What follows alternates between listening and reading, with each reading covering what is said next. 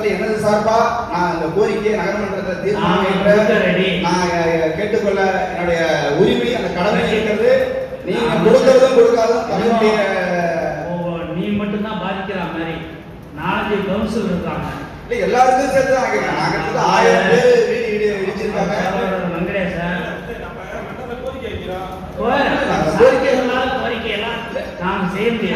சும்மாவே ஏதாவது ஒரு பயன்பாட்டு இருந்தா கூட பண்ண முடியாது.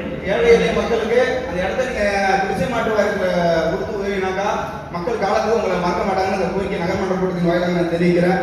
அதே போல பல இடங்கள்ல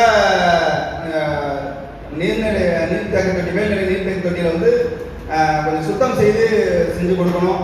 அதே போல அதை செஞ்சிடலாம், ஒன்றும் பிரச்சனை இல்லை. இப்போ ஒரு விஷயத்த தெளிவா புரிஞ்சுங்க. இடம் பார்க்க சொல்லி கிட்டத்தட்ட முடிகிற கட்டத்தில் எலெக்ஷன் அறிவிச்சிட்டாங்க. ஆட்சி வந்துருந்ததுன்னா நான் எல்லா கோரிக்கைக்கும் தெளிவு எழுதிட்டேன்னா நகர்மன்றத்துடைய அதிகாரம் முழுக்க உங்க கையில தான் இருக்கு. நகர்மன்றத்தில் நீங்க தீர்மானம் கேட்கனாலே நிச்சயமா நம்மளால வெற்றி பெற முடியும். அடுத்த நகர்மன்ற உறுப்பினரும் உங்களுக்கு வந்து முழு ஒத்துழைப்பு கொடுப்போம். குறிக்கிறது மாதிரினா ஒரு 18 ஏக்கர் நம்ம நாளைக்கு வந்து நம்ம நகராட்சி இடத்துல வந்து ரெவென்யூ டிபார்ட்மெண்ட் எடுத்துட்டாங்க ஜீவோ போட்டு. அது வழக்கு நடந்துட்டு இருக்கு. அந்த இடத்துல நீங்க வந்து பழைய எம்எல்ஏ வந்து குடியிருப்பு கடிதம் சொல்லி கொடுத்தாங்க. வழக்கு இருக்கிறதுனால அதை செயல்படுத்த முடியாம முதல்ல சொல்லிங்க. எஞ்சிய பகுதியில் நம்ம பஸ் ஸ்டாண்ட் கட்டியிருக்கோம். புரியுதுங்களா? அதனால அந்த 18 ஏக்கர் ரெவென்யூல இருக்கிற வழக்கு முடிச்சாதான் இதை செய்ய முடியும். இல்லாட்டி எந்த அரசாங்கம் வந்து செஞ்சிருப்பாங்க. அதனால தெரியாம சும்மா நம்ம பேச முடியாது. தெரியாம நான் சொல்லல, வழக்கு உள்ள இடத்தை விட்டு மீதியான இடம் இருக்கு, அதை கொடுக்கலாம்.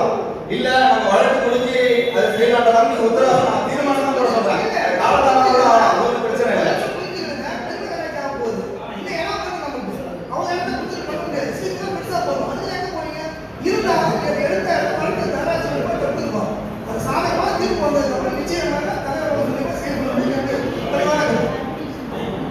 அது வந்து மக்கள் எல்லாரும் பார்த்தா மக்கள் பாதிக்கப்படாது. ஆனால் உண்மையிலேயே தலைவர் பேரில் எல்லாருக்கும் பகுதி மக்கள் நல்ல அபிப்பிராயம் நல்ல நம்பிக்கை உண்டு. அதை விரைந்து கிட்டத்தட்ட 3 வருஷமா 4 வருஷமா தொடங்க இடத்துலேயே இருக்கு பல பணிகள். அது விரைந்து முடிக்கிற ஆணையாளர் பொறியாளருக்கு நகர்மன்ற தலைவர் கொஞ்சம் உத்தரவிட்டீங்கன்னா பணி